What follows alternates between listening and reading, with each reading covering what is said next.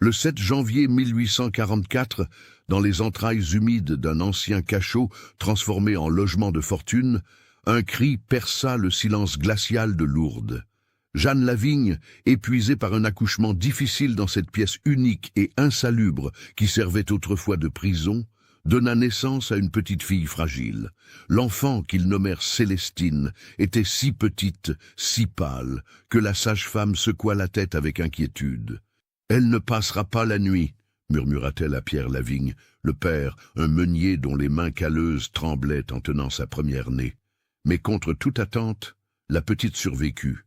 Ses premiers cris résonnèrent dans ce lieu sombre, aux murs suintants d'humidité, où autrefois des prisonniers avaient croupi dans l'obscurité. Le cachot de la rue des Petits Fossés, comme on l'appelait, était devenu le foyer de la famille Lavigne, faute de moyens. Une seule pièce de 14 mètres carrés, sans fenêtre, où la lumière du jour pénétrait à peine par la porte entr'ouverte. Les voisins regardaient cette famille avec un mélange de pitié et de méfiance. Comment des êtres humains pouvaient-ils vivre dans un tel endroit? Les rumeurs commencèrent à circuler dans les ruelles étroites de Lourdes. Certains chuchotaient que cet enfant, né dans un cachot, portait une malédiction. D'autres, plus charitables, hochaient simplement la tête devant la misère qui s'abattait sur cette famille autrefois respectable. Pierre Lavigne n'avait pas toujours été pauvre. Il avait hérité du moulin familial sur les bords du Gave, mais les mauvaises récoltes, les dettes accumulées et une série de malheurs l'avaient peu à peu dépouillé de tout. Maintenant, il travaillait comme journalier, acceptant n'importe quelle tâche pour nourrir sa famille grandissante. Jeanne, son épouse, une femme au visage marqué par les privations, faisait de son mieux pour maintenir une apparence de dignité malgré leur déchéance. Célestine grandit dans cette atmosphère oppressante. Dès ses premiers mois, elle manifesta une faiblesse constitutionnelle qui alarma sa mère. L'enfant toussait constamment, ses petits poumons semblant incapables de respirer l'air vicié du cachot. Les crises d'asthme commencèrent tôt, si violentes que Jeanne devait parfois tenir sa fille toute la nuit, la berçant dans ses bras pendant que la petite suffoquait, cherchant désespérément son souffle. « C'est l'air de ce maudit endroit qui la tue », répétait Jeanne à son mari, les larmes aux yeux. « Nous devons partir d'ici. » Mais partir? Avec quel argent? Il n'avait même pas de quoi acheter du pain certains jours. Pierre baissait la tête, rongé par la culpabilité de ne pouvoir offrir mieux à sa famille. Les années passèrent, et d'autres enfants naquirent. Mariette, puis Auguste, puis d'autres encore. Chaque nouvelle bouche à nourrir rendait la situation plus désespérée. Célestine, l'aînée, devenait une petite fille chétive et pâle, au regard étonnamment doux malgré les difficultés. Elle ne se plaignait jamais, même quand la faim tordait son estomac, même quand les crises d'asthme la laissaient pantelante au sol. Les autres enfants du village la regardaient avec curiosité et cruauté. « La fille du cachot », l'appelait-il, « la petite malade ». Célestine apprit très tôt à baisser les yeux, à se faire petite, à ne pas attirer l'attention. Elle portait toujours les mêmes vêtements élimés, un capulet blanc qui couvrait sa tête et un châle usé qui ne la protégeait guère du froid des Pyrénées. Ce qui tourmentait le plus Jeanne, c'était l'incapacité de sa fille à apprendre quoi que ce soit. Célestine semblait avoir l'esprit lent. Elle ne comprenait pas le français, ne parlant que le patois local, le bigourdin. Les lettres, les chiffres, tout cela lui échappait. Les maîtres d'école la regardaient avec exaspération. Certains parlaient d'idiotie, d'autres de simple ignorance due à sa condition misérable. « Cet enfant est arriéré », déclara l'un des instituteurs à Pierre. « Elle n'apprendra jamais rien. » Mais dans les yeux de Célestine brillait quelque chose que personne ne semblait voir. Une douceur, une innocence qui contrastait avec la dureté du monde qui l'entourait. Elle aimait s'échapper, quand elle le pouvait, vers les bords du Gave, la rivière qui traversait Lourdes. Là, assise sur les pierres, elle regardait l'eau couler, écoutant son murmure apaisant. C'était son seul refuge, le seul endroit où elle se sentait en paix. En 1854, alors que Célestine avait 10 ans, une épidémie de choléra ravagea la région. La maladie frappa sans distinction, emportant les riches comme les pauvres. La famille Lavigne, vivant dans des conditions d'hygiène déplorables, fut particulièrement vulnérable. Célestine tomba malade, terrassée par une fièvre qui la consumait. Pendant des jours, elle délira, son petit corps secoué de spasmes. Jeanne, désespérée, priait à genoux près du grabat où gisait sa fille. « Sainte Vierge, épargnez-la. Prenez-moi à sa place, mais laissez-la vivre. » Contre toute attente, Célestine survécut. Mais la maladie laissa des séquelles profondes. Son asthme s'aggrava considérablement. Ses poumons, déjà fragiles, semblaient à peine capables de fonctionner. Les médecins qui la virent secouèrent la tête. « Cet enfant ne vivrait pas longtemps, » disait-il. « Quelques années tout au plus. » Après sa guérison, Célestine fut envoyée à Bartray, un petit village à quelques kilomètres de Lourdes, pour travailler comme bergère chez Madame Estelle Grimaud, qui l'avait allaitée dans sa petite enfance. On espérait que l'air de la campagne améliorerait sa santé, mais là-bas aussi, elle restait l'étrangère, la petite malade qui ne comprenait rien. Les enfants du village se moquaient de son ignorance, de son incapacité à réciter le catéchisme. « Comment peux-tu vouloir faire ta première communion si tu ne connais même pas tes prières ?» lui lançait le curé de Bartray, l'abbé Mathieu Pradines, avec impatience. Célestine baissait la tête, les joues rouges de honte. Elle voulait apprendre, elle voulait comprendre, mais les mots restaient coincés dans son esprit comme des oiseaux en cage. Pourtant, dans son cœur, elle priait. Sans mots peut-être, mais avec une ferveur que personne ne pouvait mesurer. Les mois à Bartray furent difficiles. Elle devait garder les moutons par tous les temps, malgré ses crises d'asthme qui la laissaient à genoux dans les champs, cherchant son souffle. Madame Grimaud, bien qu'elle aimât Célestine, la traitait durement, comme on traitait les domestiques à l'époque.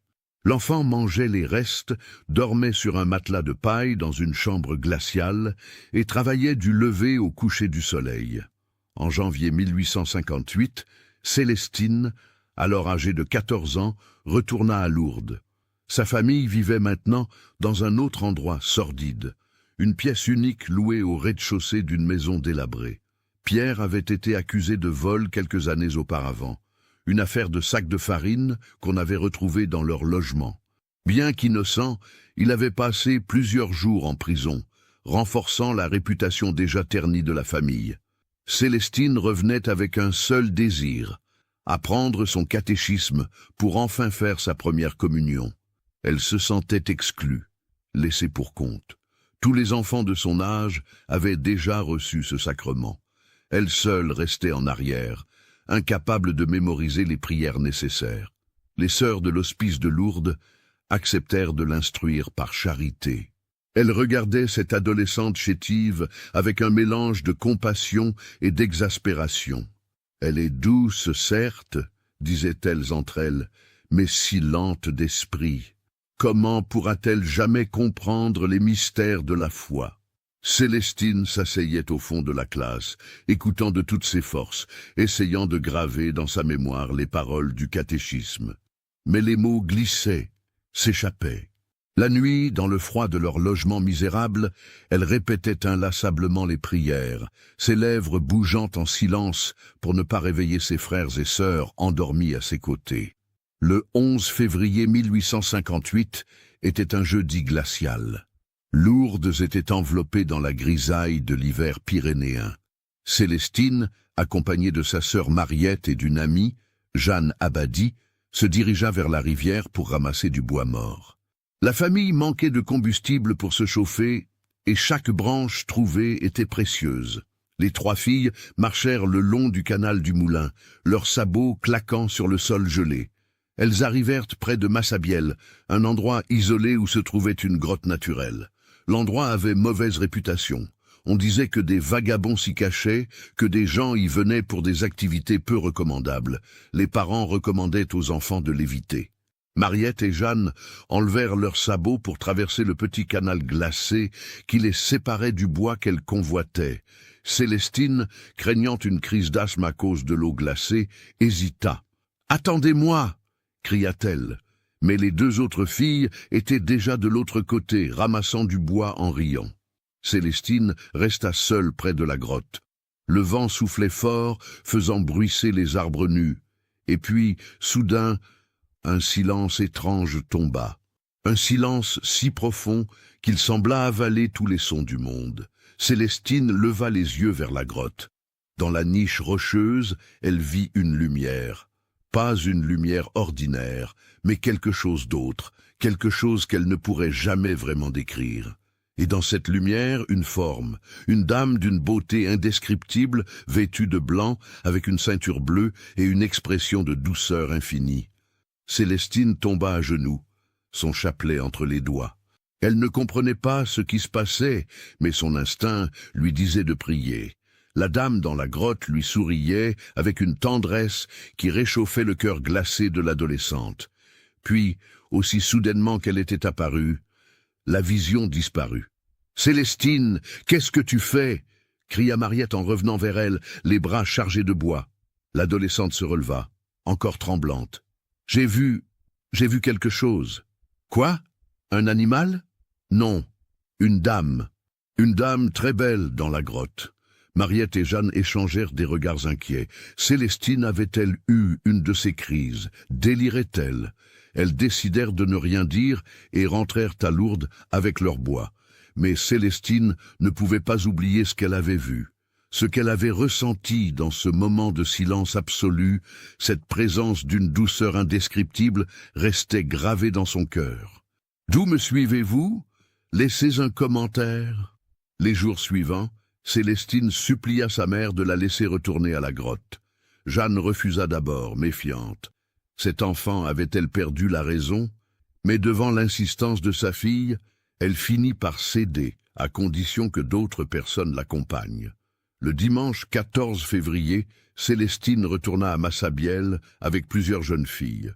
Elle apporta un flacon d'eau bénite, car on lui avait conseillé de l'asperger sur l'apparition pour vérifier si elle venait de Dieu ou du diable. Cette idée même montrait la méfiance qui entourait déjà l'événement.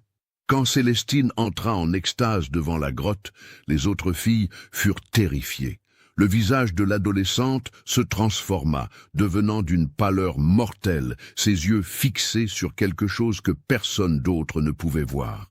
Certaines jeunes filles se mirent à crier et coururent chercher de l'aide. La nouvelle se répandit dans Lourdes comme une traînée de poudre. La fille des Lavignes, cette petite malade ignare, prétendait voir des visions.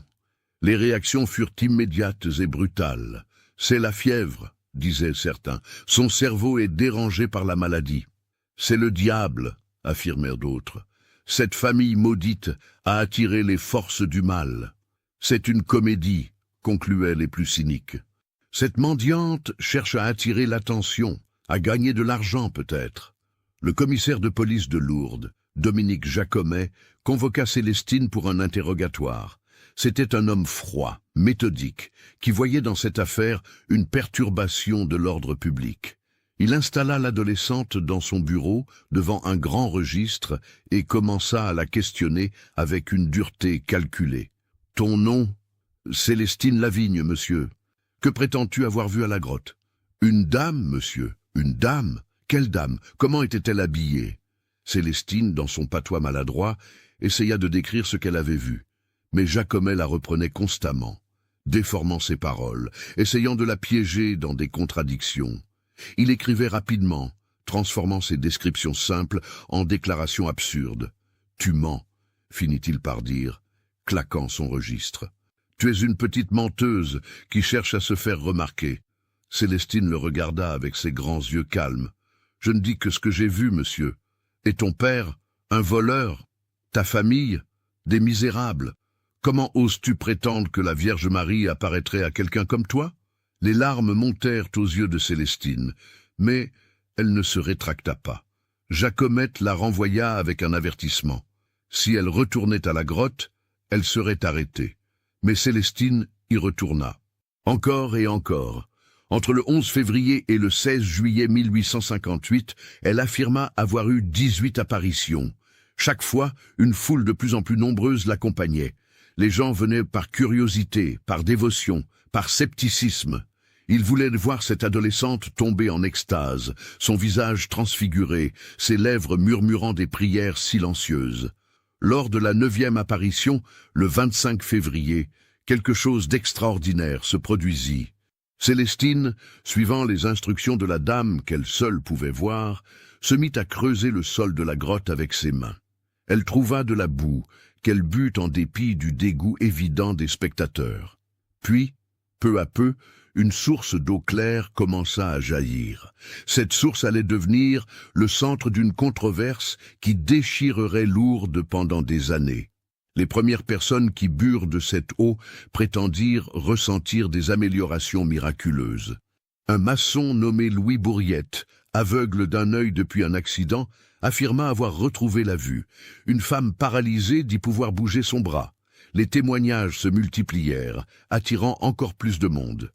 Le curé de Lourdes, l'abbé Dominique Peyramale, était un homme imposant, au caractère autoritaire. Il regarda cette affaire avec la plus grande méfiance. Une petite paysanne ignare, incapable de réciter son catéchisme, prétendait maintenant avoir des visions de la Vierge. C'était absurde, voire blasphématoire. Quand Célestine vint le voir pour lui transmettre le message de la dame, qui demandait qu'on construise une chapelle à Massabielle, l'abbé Peyramale explosa de colère. « Une chapelle? Pour qui te prends-tu? Si cette dame est vraiment la Vierge Marie, qu'elle fasse fleurir le rosier de la grotte en plein hiver, qu'elle accomplisse un vrai miracle, pas ces histoires de guérison douteuses. » Célestine, petite et fragile devant ce géant en soutane, ne se démonta pas. « Je ne fais que répéter ce qu'elle m'a dit, monsieur le curé. Et qui est-elle, cette dame? T'a-t-elle dit son nom? Pas encore, monsieur le curé. » L'abbé Peyramale la renvoya, frustré. Comment pouvait-on prendre au sérieux une fille qui ne savait ni lire ni écrire, qui vivait dans la crasse et l'ignorance? Le 25 mars, jour de l'Annonciation, Célestine retourna à la grotte pour la 16e fois. La foule était immense, plusieurs milliers de personnes venues de toute la région. Quand l'adolescente entra en extase, un silence religieux tomba sur l'assemblée. Après l'apparition, on demanda à Célestine si la dame avait enfin révélé son nom. L'adolescente hésita, puis répéta phonétiquement dans son patois les mots qu'elle avait entendus, que sui era Immaculada Concepciu. Je suis l'Immaculée Conception. Ces mots créèrent une onde de choc. Comment Célestine, qui ne connaissait rien à la théologie, aurait-elle pu inventer une telle formule? Le dogme de l'Immaculée Conception avait été proclamé par le pape seulement 4 ans auparavant. C'était un concept théologique complexe que même de nombreux prêtres avaient du mal à expliquer. Et voilà qu'une petite paysanne illettrée le répétait avec exactitude. Pour certains, c'était la preuve irréfutable de l'authenticité des apparitions. Pour d'autres, c'était justement trop parfait, trop opportun. Les autorités civiles et ecclésiastiques intensifièrent leurs investigations. Célestine fut interrogée encore et encore par le procureur impérial Vital Dutour, qui la traitait comme une criminelle, par les médecins qui l'examinaient comme un spécimen curieux, par les prêtres qui cherchaient à déceler la supercherie. Chacun voulait la faire craquer, la forcer à avouer qu'elle mentait. Le docteur Pierre-Romain Dozous, médecin municipal de Lourdes, fut chargé d'examiner l'adolescente. Il la regarda avec un mélange de fascination et de répulsion scientifique. Comment ce corps malade, ses poumons ravagés par l'asthme, pouvait-il produire de telles affirmations? Il la fit déshabiller, examina chaque centimètre de sa peau à la recherche de stigmates suspects. Il testa ses réflexes, écouta son cœur et ses poumons malades. Il la questionna sur ses visions, essayant de détecter des signes d'hystérie ou d'épilepsie. « Cette fille souffre certainement de maladies chroniques », écrivit-il dans son rapport. Mais je ne peux déceler aucun signe de folie ou de supercherie délibérée. Elle semble sincèrement convaincue de ce qu'elle raconte. Cette conclusion ne satisfit personne. Les sceptiques voulaient qu'on déclare Célestine folle. Les croyants voulaient qu'on la proclame sainte. Célestine, elle, voulait simplement qu'on la laisse en paix. L'affaire prit une dimension politique. Napoléon III, empereur des Français, ordonna une enquête. Le préfet des Hautes-Pyrénées, baron Oscar Massy, voyait dans ces rassemblements à la grotte un danger pour l'ordre public. Des milliers de personnes se pressaient maintenant à Lourdes, perturbant la vie de la petite ville. Des barricades furent érigées autour de la grotte. Un arrêté préfectoral interdit l'accès à Massabielle. Ceux qui défiaient l'interdiction risquaient l'amende et la prison. Mais les pèlerins continuaient à venir, escaladant les barrières, risquant l'arrestation pour toucher la source miraculeuse. Pendant ce temps, Célestine vivait un cauchemar. Elle ne pouvait plus sortir sans être assaillie par la foule. Certains voulaient la toucher, arracher des morceaux de ses vêtements comme reliques. D'autres l'accusaient d'être une sorcière. Des journalistes venaient de Paris, transformant sa vie en spectacle pour leurs lecteurs avides de sensationnel. Et si cette histoire macabre vous a donné des frissons, partagez-la avec un ami qui aime les contes d'horreur. La famille Lavigne, déjà ostracisée, devint le centre de toutes les attentions. Des riches bourgeois leur offrirent de l'argent en échange de témoignages. Des dévots les suppliaient d'intercéder auprès de Célestine. Des fonctionnaires les menaçaient de représailles s'ils continuaient à propager ces histoires. Pierre et Jeanne étaient déchirés. D'un côté, ils croyaient leur fille. Ils la connaissaient, savaient qu'elle était incapable de mentir. De l'autre, ils voyaient le chaos que ces apparitions apportaient à leur vie déjà difficile. « Célestine » supplia sa mère un soir, alors qu'elles étaient seules dans leur logement sombre. « Ne peux-tu pas dire que tu t'es trompée, que c'était un rêve ?» L'adolescente regarda sa mère avec des yeux emplis de tristesse. « Maman, je ne peux pas mentir. J'ai vu ce que j'ai vu. » Les apparitions cessèrent après le 16 juillet 1858. La dame de la grotte ne se manifesta plus, mais les conséquences pour Célestine ne faisaient que commencer. L'évêque de Tarbes, monseigneur Bertrand Sévère-Laurence, lança une commission d'enquête officielle. 4 années de travail minutieux, interrogeant des centaines de témoins, examinant chaque détail des événements. Célestine fut convoquée innombrables fois, forcée de répéter son histoire jusqu'à l'épuisement. Les membres de la commission la regardaient avec des yeux froids, cherchant la faille, l'incohérence qui prouverait la supercherie. Certains prêtres la traitaient avec douceur, d'autres avec une dureté calculée, espérant la faire craquer. Comment une petite idiote comme toi pourrait-elle être choisie par la mère de Dieu ? Lui lança l'un d'eux avec mépris. Célestine ne répondit pas. Elle avait appris le silence, la patience.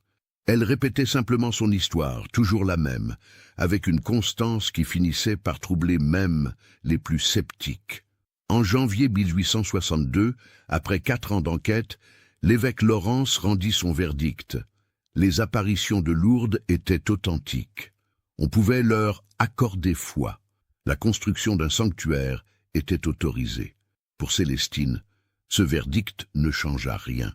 Ou plutôt, il empira sa situation. Maintenant, elle n'était plus seulement une visionnaire controversée. Elle était une sainte potentielle, un trésor que chacun voulait posséder. Après la reconnaissance officielle des apparitions, Lourdes se transforma rapidement. Ce qui n'était qu'un petit village pyrénéen devint le centre d'un phénomène sans précédent. Les pèlerins affluaient par milliers, puis par dizaines de milliers. Des hôtels se construisirent à une vitesse vertigineuse. Des marchands installèrent leurs échoppes, vendant des médailles, des statuettes, de l'eau prétendument miraculeuse. Célestine, maintenant âgée de 18 ans, observait cette transformation avec un mélange de stupeur et de désarroi. Ce n'était pas ce que la dame lui avait demandé. Elle avait parlé de prière, de pénitence, d'une petite chapelle. Pas de ce cirque commercial, de cette exploitation frénétique. Les sœurs de l'hospice de Nevers, qui dirigeaient l'école où Célestine avait enfin appris à lire et écrire, décidèrent de la protéger en la gardant avec elles. Mais cette protection ressemblait souvent à une captivité dorée. Célestine vivait désormais cloîtrée, isolée du monde extérieur, une relique vivante qu'on exhibait parfois aux visiteurs importants. Des évêques venaient à la voir, des cardinaux, des nobles, des scientifiques. Chacun voulait rencontrer la petite voyante de Lourdes. On l'amenait au parloir, où elle devait répéter son histoire pour la 1000e fois, répondre aux mêmes questions, endurer les mêmes regards scrutateurs. « Raconte-nous encore comment était la Sainte Vierge » demandait-il, les yeux brillants d'une curiosité malsaine. Célestine obéissait, fatiguée, sa santé se détériorant de jour en jour. Les crises d'asthme devenaient plus fréquentes, plus violentes. Parfois, au milieu d'un récit, elle devait s'interrompre, suffoquant, cherchant son souffle pendant que ses visiteurs la regardaient avec un mélange de compassion et de déception. Mais ce qui était le plus troublant, c'était l'attitude de certaines religieuses. Mère Joséphine Imbert, la maîtresse des novices, semblait particulièrement déterminée à briser toute fierté chez Célestine. Elle la traitait avec une dureté systématique, l'humiliant devant les autres sœurs. « N'oublie pas que tu n'es rien », lui répétait-elle constamment. « Si la Vierge t'a choisi, c'est précisément parce que tu es ignorante et sans valeur. Ne laisse pas la vanité te corrompre. » Cette méthode, considérée à l'époque comme une discipline spirituelle nécessaire, ressemblait davantage à de la cruauté psychologique. Célestine, qui n'avait jamais cherché l'attention ou la gloire, était constamment rabaissée, comme si on voulait s'assurer qu'elle ne devienne jamais consciente de sa propre importance. En juillet 1860, un événement particulièrement troublant se produisit. Le photographe Paul Bernardo obtint la permission de prendre des clichés de Célestine. C'était l'une des premières fois qu'on photographiait une visionnaire de son vivant. La jeune fille fut installée dans diverses poses, tenant un chapelet, levant les yeux au ciel, les mains jointes en prière. Mais ce qui aurait dû être un simple acte de documentation devint quelque chose de plus sinistre. Les photographies furent rapidement reproduites et vendues par milliers. L'image de Célestine devint une marchandise, son visage imprimé sur des cartes postales, des médailles, des images pieuses.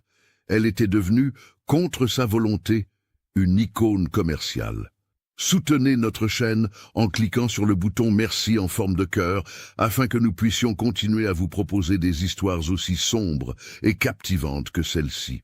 Pire encore, certaines de ces photographies furent utilisées pour des études pseudo-scientifiques. Des médecins et des anthropologues examinèrent ses traits, mesurant son crâne, analysant la forme de son visage, essayant de déterminer si son apparence révélait des signes de mysticisme pathologique ou d'hystérie. Le docteur Jean-Baptiste Bouissou, médecin des eaux thermales de Lourdes, publia un article controversé où il analysait le type physique de Célestine.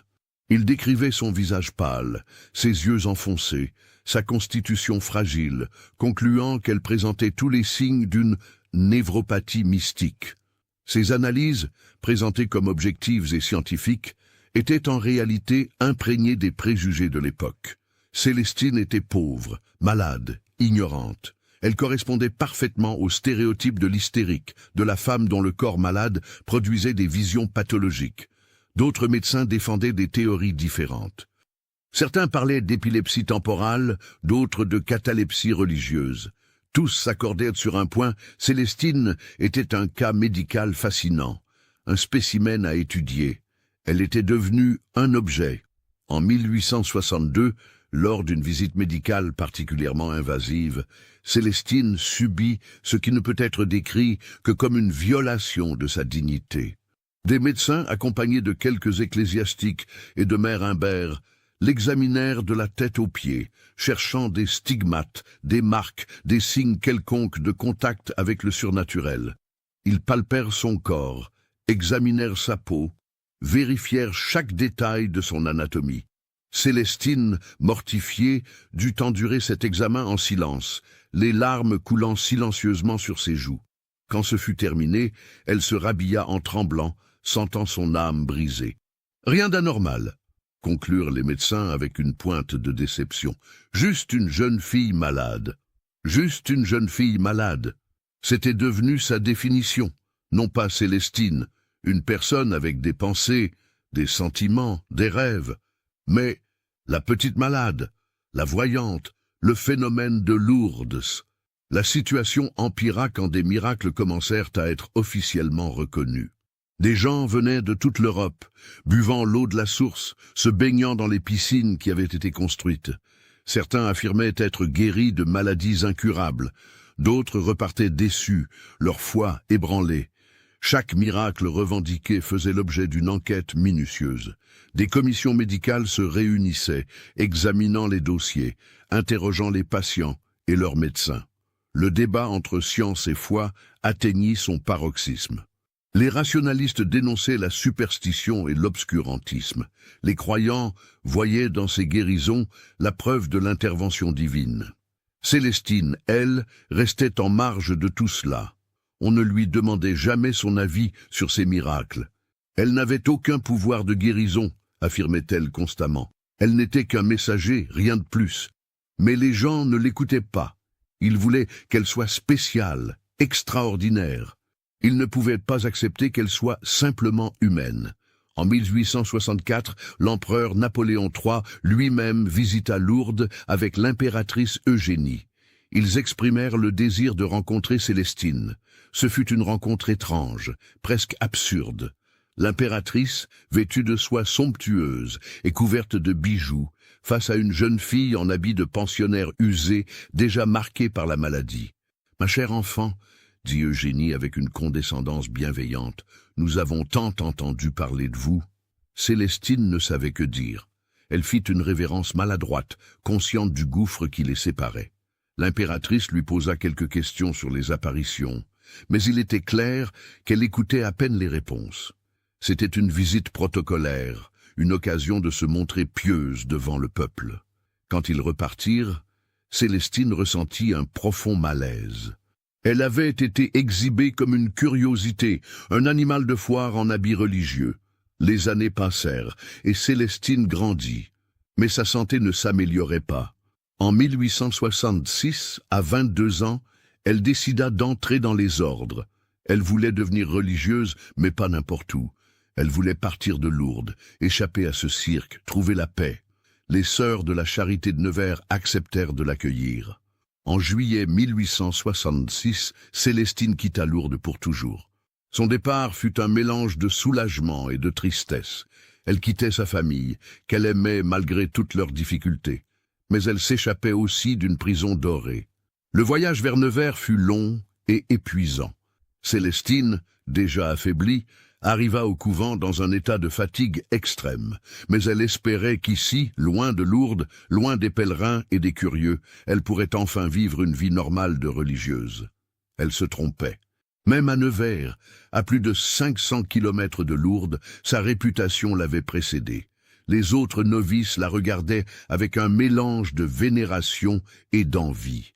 Mère Imbert, qui était également venue à Nevers, continua sa politique d'humiliation systématique. « Sœur Célestine », lui dit-elle lors d'une réunion des novices, utilisant son nom religieux, « quelle est votre utilité dans cette communauté? Les autres sœurs travaillent comme infirmières, enseignantes. Mais vous, que savez-vous faire ?» Célestine baissa la tête. « Rien, ma mère. »« Exactement. Rien. Vous ne savez rien faire. Vous n'êtes bonne à rien. » Les autres novices regardèrent la scène avec embarras. Certaines étaient choquées par cette cruauté. D'autres, formatées par la discipline rigide de l'époque, pensaient que c'était nécessaire pour préserver l'humilité de Célestine. On assigna finalement à Célestine le poste d'aide infirmière. Elle travaillait à l'infirmerie du couvent, soignant les sœurs malades. C'était un travail qu'elle aimait, malgré sa propre santé fragile. Elle avait de la compassion pour les souffrantes, comprenant leurs douleurs mieux que quiconque. Mais même cela lui fut retiré. Ses crises d'asthme devenaient si fréquentes qu'elle était souvent incapable de travailler. La tuberculose, qui couvait depuis des années, commença à manifester ses symptômes les plus brutaux. Des toux sanglantes secouaient son corps frêle. Des fièvres la consumaient nuit après nuit. En 1875, un nouveau symptôme apparut. Son genou droit commença à enfler, devenant de plus en plus douloureux. C'était le début d'une tumeur osseuse, une carie blanche qui allait littéralement ronger son os et la faire souffrir atrocement pendant des années. Les médecins qui l'examinèrent secouèrent la tête. Il n'y avait rien à faire. Pas d'anesthésie efficace à l'époque, pas de chirurgie possible pour ce type de tumeur. Célestine était condamnée à souffrir jusqu'à la fin. Et elle souffrit. Les dernières années de Célestine au couvent de Nevers furent un calvaire médical que peu de gens connaissaient vraiment. Derrière les murs de Saint-Gildard, loin des pèlerins de Lourdes qui priaient pour des miracles, la voyante elle-même endurait une souffrance qui n'avait rien de mystique, rien de glorieux. C'était une souffrance humaine, brutale, implacable. En 1876, Célestine avait 32 ans, mais son corps ressemblait à celui d'une vieille femme. Le genou malade avait gonflé jusqu'à atteindre une taille monstrueuse. La peau, tendue à l'extrême, était luisante et rouge. Parfois, des abcès se formaient, suintant un pus nauséabond. Les médecins perçaient ces abcès avec des instruments rudimentaires, sans anesthésie, pendant que Célestine mordait un morceau de bois pour ne pas hurler. « Et pourquoi ne demandez-vous pas à la Sainte Vierge de vous guérir ?» lui demandait-on régulièrement, avec une ironie à peine voilée. « Ce n'est pas sa volonté », répondait simplement Célestine. Cette réponse frustrait tout le monde. Comment la voyante de Lourdes, celle par qui des milliers prétendaient avoir été guéris, pouvait-elle accepter de souffrir ainsi? Certains y voyaient la preuve d'une sainteté exceptionnelle. D'autres, plus cyniques, pensaient que c'était la confirmation que tout n'avait été qu'une supercherie depuis le début. Le docteur Robert Saint-Cyr, médecin du couvent, visitait Célestine régulièrement.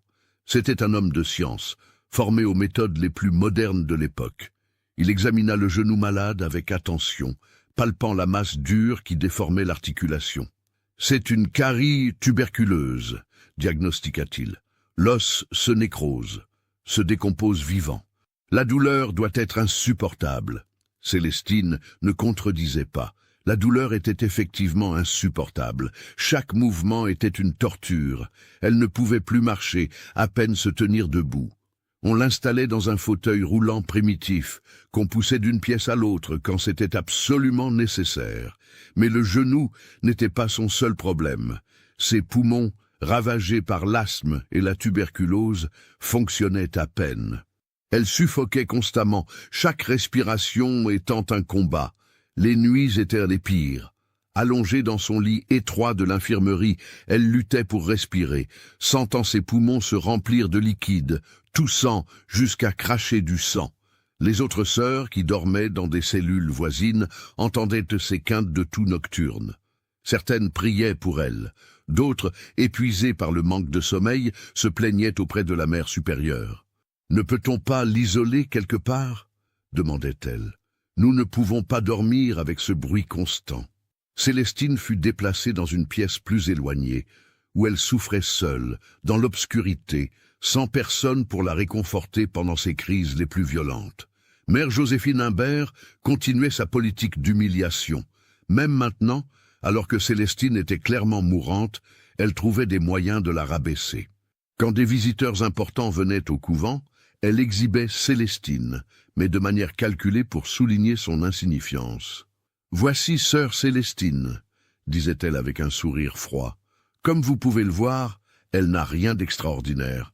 Juste une sœur malade parmi tant d'autres. » Les visiteurs venus pour rencontrer la célèbre voyante de Lourdes étaient souvent déçus. Ils s'attendaient à rencontrer une mystique rayonnante, une sainte vivante. Ils trouvaient à la place une femme brisée, prématurément vieillie, dont le corps se désintégrait lentement. « Est-ce vraiment elle ?» murmuraient-ils entre eux. « Comme elle a l'air ordinaire. Ordinaire. » Le mot qui blessait Célestine plus que n'importe quelle douleur physique. Elle n'avait jamais voulu être extraordinaire, mais entendre sa banalité proclamée comme une déception était cruellement ironique. En 1877, un événement particulièrement traumatisant se produisit. Un groupe de médecins, intéressés par le cas Célestine, obtint la permission de l'examiner en détail. Ils voulaient documenter scientifiquement l'état de santé de la voyante, étudier la progression de ses maladies. L'examen eut lieu dans l'infirmerie du couvent. Célestine fut déshabillée, malgré sa protestation murmurée. Les médecins, accompagnés de quelques ecclésiastiques et de mère Imbert, l'examinèrent méticuleusement. Ils palpèrent son genou déformé, provoquant des vagues de douleur si intenses qu'elle ne put retenir un cri. Ils écoutèrent ses poumons malades, percevant le râle sinistre de l'air qui peinait à circuler. L'un des médecins, plus jeune et plus insensible que les autres, fit un commentaire qui glacerait n'importe qui. On se demande comment ce corps tient encore debout. Anatomiquement, elle devrait être morte depuis longtemps. Cette phrase, prononcée comme si Célestine n'était pas là, comme si elle n'était qu'un cadavre à autopsier, la brisa. Quand l'examen fut terminé, elle se rhabilla avec l'aide d'une infirmière, tremblante de froid, d'humiliation et de douleur. Cette nuit-là, pour la première fois depuis des années, Célestine pleura. Des sanglots silencieux secouèrent son corps frêle. Elle avait cru trouver refuge au couvent, un endroit où elle serait simplement une sœur parmi d'autres. Mais même ici, elle restait un objet d'étude, un phénomène à observer. Les mois passèrent, puis les années. Célestine continuait à vivre, contrairement à tous les pronostics médicaux.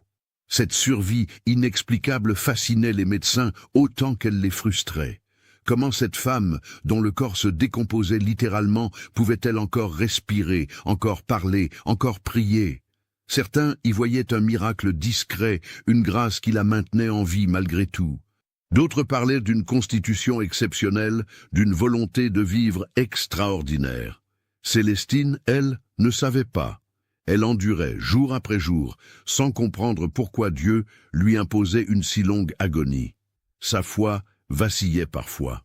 Dans les nuits les plus sombres, quand la douleur était si intense qu'elle en devenait presque abstraite, elle se demandait où était la dame de la grotte.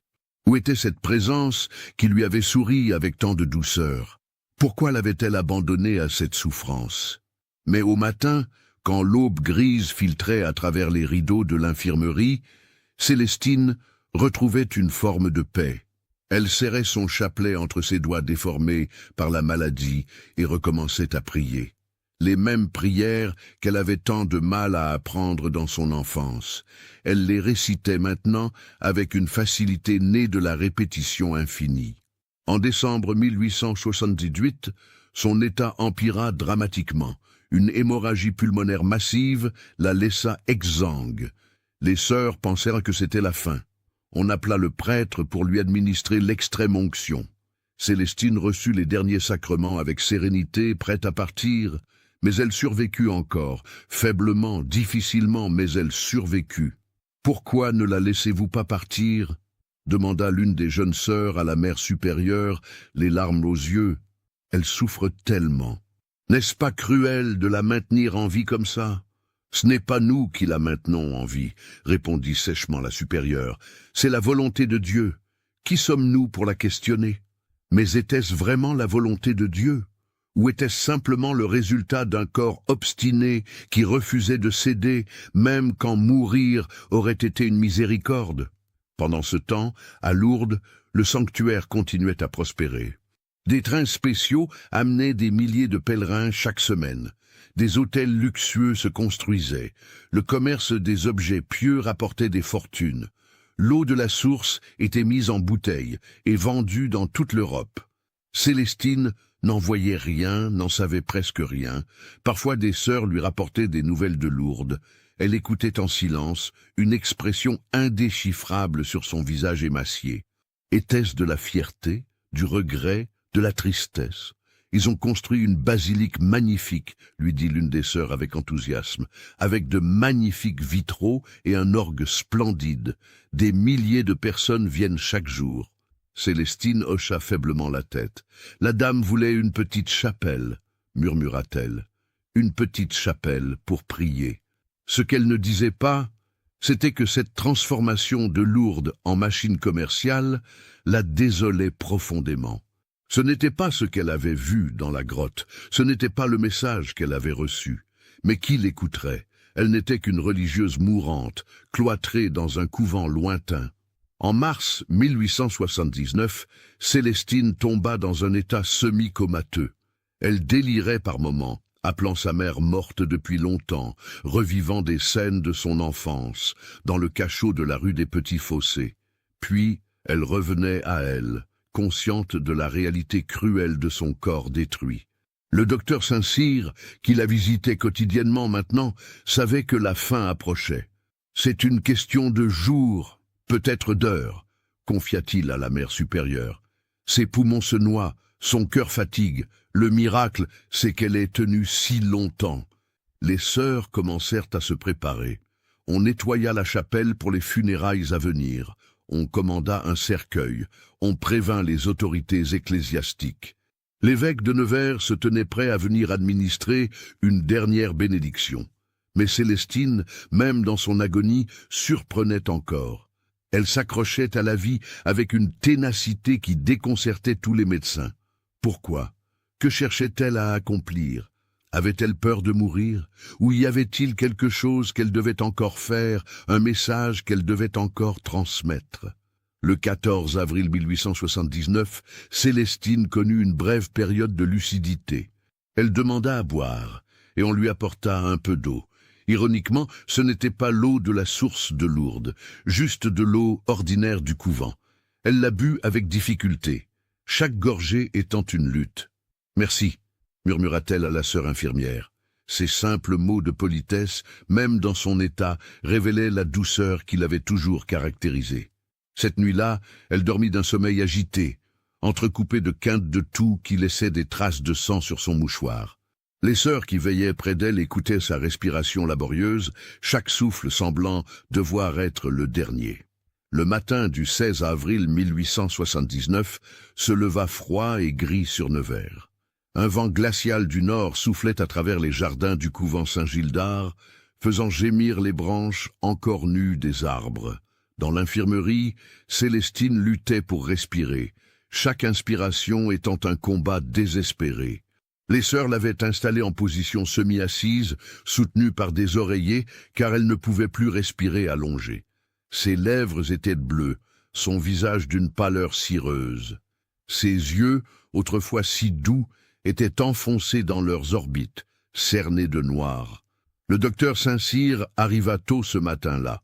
Un seul regard lui suffit pour comprendre. « C'est pour aujourd'hui », dit-il à voix basse à la mère supérieure. « Elle ne passera pas la journée. » On envoya chercher l'aumônier du couvent, les sœurs commencèrent à se rassembler dans l'infirmerie et dans le couloir adjacent, murmurant des prières. Même mère Imbert était là, son visage habituellement sévère, montrant pour la première fois une émotion qui ressemblait à du regret. Vers 3 heures de l'après-midi, Célestine sembla reprendre conscience. Elle regarda autour d'elle, comme si elle voyait ses visages pour la première fois. Sa main droite chercha son chapelet, qu'une sœur plaça doucement entre ses doigts. « Sainte Marie, Mère de Dieu », murmura-t-elle, sa voix à peine audible. « Priez pour nous, pauvres pécheurs, maintenant et à l'heure de notre mort. » Ces mots, l'Ave Maria qu'elle avait récité des milliers de fois depuis son enfance, furent parmi ces derniers. Elle ferma les yeux, épuisée par l'effort de parler. Les heures suivantes furent une longue descente vers la fin. Sa respiration devint de plus en plus irrégulière, avec de longues pauses qui faisaient croire que c'était fini, suivies d'une inspiration soudaine et sifflante. Ce râle d'agonie, ce son terrible que font les mourants, emplit l'infirmerie. Les sœurs continuaient à prier, leur litanie ininterrompue de Ave Maria formant une toile sonore autour de la mourante. Certaines pleuraient silencieusement, d'autres gardaient un visage de marbre, maîtrisant leurs émotions comme on le leur avait appris. À 15 heures, Célestine ouvrit soudainement les yeux. Ses lèvres bougèrent, formant des mots que personne ne put entendre. Regardait-elle quelque chose? Quelqu'un? Les sœurs présentes jurèrent plus tard qu'une expression de paix absolue avait traversé son visage à ce moment-là, que ses traits déformés par la souffrance s'étaient détendus, rajeunissant miraculeusement. Puis, dans un dernier soupir qui ressemblait presque à un soulagement, Célestine Lavigne mourut. Elle avait 35 ans. Elle avait passé la moitié de sa vie à souffrir, prisonnière d'un corps malade, victime d'une notoriété qu'elle n'avait jamais voulu. Maintenant, enfin, elle était en paix. Le silence qui suivit sa mort fut profond. Les sœurs cessèrent de prier, trop émues pour continuer. Le docteur Saint-Cyr s'approcha, vérifia l'absence de pouls, écouta le cœur silencieux. Il nota l'heure exacte, 15 heures. Le 16 avril 1879. On lava le corps selon les rites traditionnels. Les sœurs qui s'occupèrent de cette tâche furent frappées par la maigreur extrême de Célestine.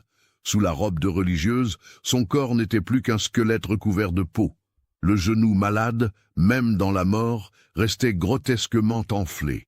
Témoignage silencieux des années de souffrance. On l'habilla de ses vêtements de religieuse, on lui mit son chapelet entre les mains. On la plaça dans un cercueil simple, en chêne, comme il convenait à une humble sœur de la charité. Rien dans ce cercueil n'indiquait qu'il contenait la dépouille de l'une des personnes les plus célèbres de France. La nouvelle de sa mort se répandit rapidement. Des télégrammes furent envoyés à Lourdes, à l'évêché de Tarbes, aux autorités ecclésiastiques. La presse s'empara de l'information. Des journaux de Paris, de Lyon, de Bordeaux publièrent des articles nécrologiques, certains respectueux, d'autres teintés d'ironie. « La voyante de Lourdes est morte », titrait le Figaro.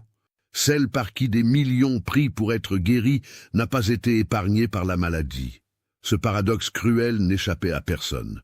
Comment expliquer que Célestine, l'instrument supposé de tant de miracles, ait elle-même souffert si atrocement? Les croyants voyaient dans sa souffrance une forme de sainteté sacrificielle, un partage des souffrances du Christ. Les sceptiques y voyaient de la preuve que tout n'avait été qu'illusion depuis le début. Les funérailles eurent lieu le 19 avril, 3 jours après sa mort. L'évêque de Nevers présida la cérémonie, mais il n'y eut pas de grande pompe. Célestine avait demandé la simplicité, et on respecta son souhait. Quelques centaines de personnes assistèrent à l'enterrement, principalement des religieuses et des habitants de Nevers. Elle fut enterrée dans le caveau des Sœurs, au cimetière Saint-Gildard. Une simple croix de bois marquait sa tombe, avec son nom religieux, Sœur Célestine. Rien n'indiquait qu'elle était Célestine Lavigne, la voyante de Lourdes, mais l'histoire ne s'arrêta pas là. Elle ne faisait, en réalité, que commencer.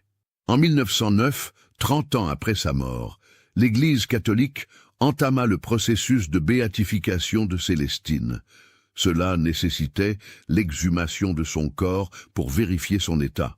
Le 22 septembre 1909, en présence d'ecclésiastiques, de médecins et de notaires, le cercueil fut extrait de la terre.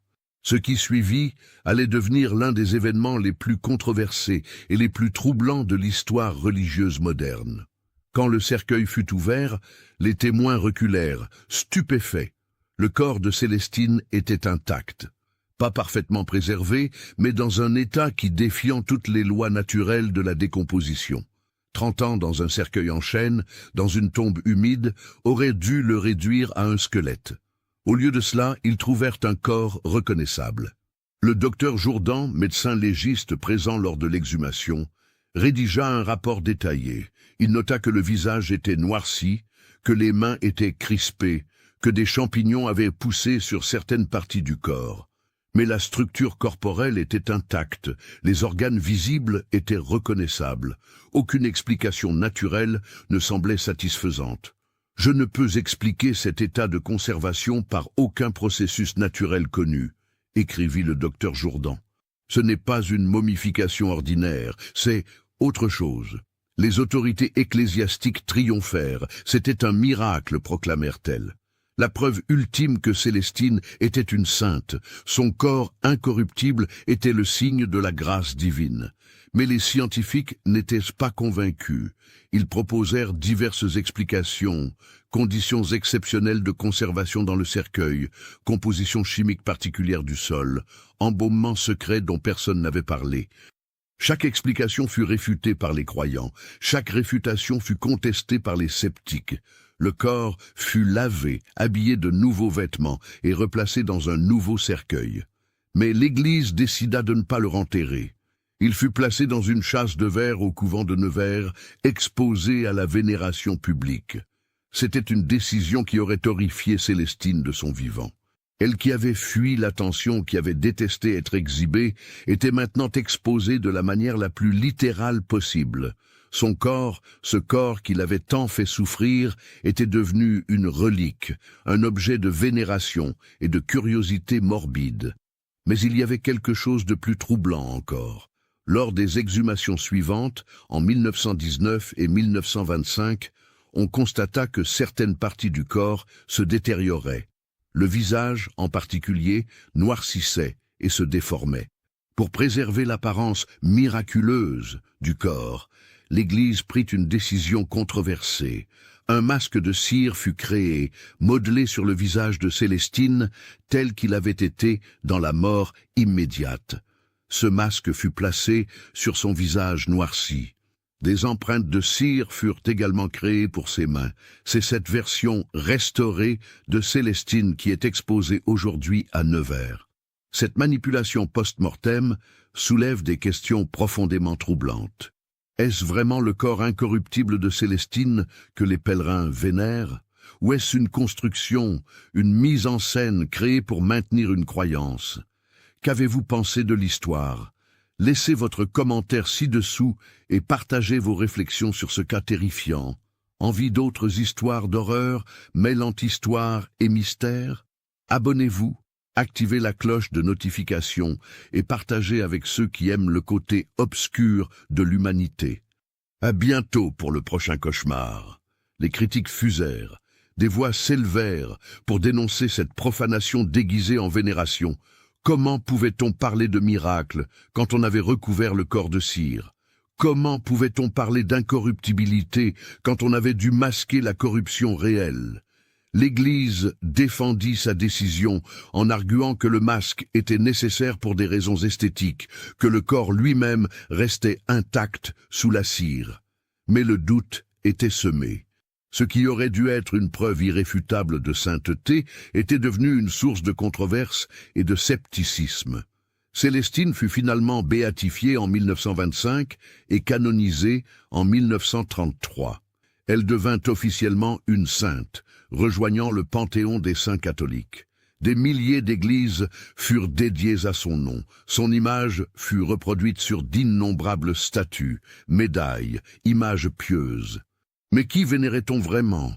La vraie Célestine, cette petite fille malade et ignorante qui avait simplement rapporté ce qu'elle croyait avoir vu. Ou une construction idéalisée, une sainte parfaite qui n'avait jamais existé. À Lourdes, le sanctuaire continua à prospérer. Aujourd'hui, il accueille plus de 6 millions de visiteurs par an. C'est l'un des plus grands centres de pèlerinage du monde, générant des centaines de millions d'euros de revenus. Des boutiques vendant des souvenirs religieux bordent les rues. Des hôtels de toutes catégories hébergent les pèlerins. L'eau de la source est mise en bouteilles et expédiée dans le monde entier. 70 guérisons ont été officiellement reconnues comme miraculeuses par l'Église depuis 1858. 70 sur des millions de visiteurs malades venus chercher la guérison. Un taux de réussite qui, d'un point de vue statistique, n'a rien d'extraordinaire. Mais les chiffres importent peu aux vrais croyants. Pour eux, Lourdes reste un lieu sacré, un endroit où le ciel et la terre se touchent. Célestine, malgré toutes les controverses, reste une figure de foi et d'espérance. L'ironie ultime est que Célestine elle-même aurait probablement été horrifiée par tout cela. Elle qui voulait juste être laissée en paix, qui rêvait d'une vie simple de religieuse anonyme, est devenue l'une des figures religieuses les plus célèbres de l'histoire moderne. Son corps repose dans sa châsse de verre à Nevers, derrière le masque de cire qui cache son vrai visage. Des milliers de personnes viennent le voir chaque année, s'agenouillant devant la relique, priant pour des miracles. Ils voient une sainte, une mystique, une élue de Dieu. Ils ne voient pas la vraie Célestine. Ils ne voient pas l'enfant qui a grandi dans un cachot, qui a lutté pour apprendre à lire, qui a été examiné et humilié par des médecins curieux et des prêtres suspicieux. Ils ne voient pas l'adolescente qui a été exhibée comme une curiosité, photographiée contre son gré, transformée en marchandise. Ils ne voient pas la religieuse qui a souffert pendant des années, dont le corps s'est lentement désintégré pendant qu'elle priait pour la délivrance. Ils ne voient pas la femme qui est morte à 35 ans, épuisée par la douleur et la solitude. Cette Célestine-là a disparu. Elle a été enterrée sous les couches de vénération et de controverses, de foi et de scepticisme, de miracles revendiqués et de doutes scientifiques. Ce qui reste, c'est une histoire. Une histoire qui continue à fasciner, à troubler, à diviser. L'histoire d'une petite fille qui a vu quelque chose dans une grotte et dont la vie a été irrémédiablement transformée par cette vision. Était-ce réel?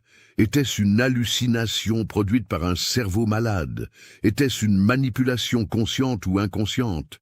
Nous ne le saurons jamais avec certitude. Ce que nous savons, c'est que Célestine a payé un prix terrible pour sa vision.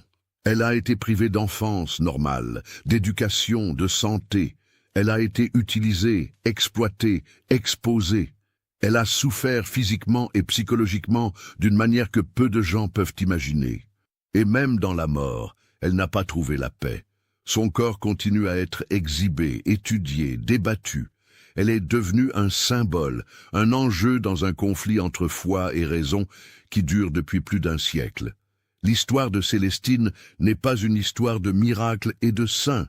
C'est l'histoire d'une victime, victime de la pauvreté, de la maladie, de l'ignorance, victime aussi de ceux qui auraient dû la protéger, les médecins qui l'ont examinée comme un spécimen, les prêtres qui l'ont traitée avec méfiance et dureté, les autorités qui ont exploité sa renommée.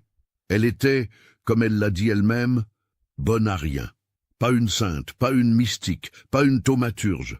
Juste une petite fille malade qui a vu quelque chose qu'elle ne pouvait pas expliquer et qui a passé le reste de sa courte vie à payer pour cette vision. Aujourd'hui, à Lourdes, l'eau continue à couler de la source que Célestine a découverte. Les malades continuent à venir, espérant un miracle. Les touristes continuent à acheter des souvenirs. Les hôteliers et les commerçants continuent à prospérer. Et à Nevers, derrière sa vitre, le corps masqué de Célestine continue à être exposé au regard des vivants. Un corps qui a souffert, qui a été humilié, qui a été transformé en relique contre la volonté probable de celle qui l'avait abrité. C'est peut-être ça, le vrai mystère de Célestine Lavigne. Pas ce qu'elle a vu dans la grotte, mais ce que nous avons fait d'elle après. Comment nous avons pris une enfant innocente et en avons fait un symbole, une marchandise, une controverse. L'histoire de Célestine est une histoire macabre, mais pas pour les raisons qu'on pourrait croire. Le vrai horreur n'est pas dans les visions ou les miracles supposés. Il est dans la manière dont une société religieuse et laïque, scientifique et superstitieuse a traité une petite fille vulnérable. Elle voulait juste qu'on la laisse en paix. Elle voulait faire sa première communion, devenir une religieuse anonyme, servir Dieu dans l'humilité et le silence. Au lieu de cela, elle est devenue l'une des figures les plus exploitées de l'histoire religieuse moderne. Peut-être que le vrai miracle de Lourdes n'est pas dans l'eau de la source ou dans les guérisons revendiquées. Peut-être qu'il est dans le fait que Célestine, malgré tout ce qu'on lui a fait subir, a gardé sa foi, sa douceur, son innocence jusqu'à la fin. Ou peut-être qu'il n'y a pas de miracle du tout. Juste une tragédie humaine, enrobée de théologie et de dévotion, transformée en industrie touristique et en débat théologique. Quoi qu'il en soit, Célestine Lavigne reste une énigme. Un mystère que ni la science ni la religion n'ont pu véritablement résoudre. Et peut-être que c'est ainsi qu'elle aurait voulu qu'on se souvienne d'elle. Non pas comme une sainte sur un piédestal, mais comme un mystère insondable, une question sans réponse.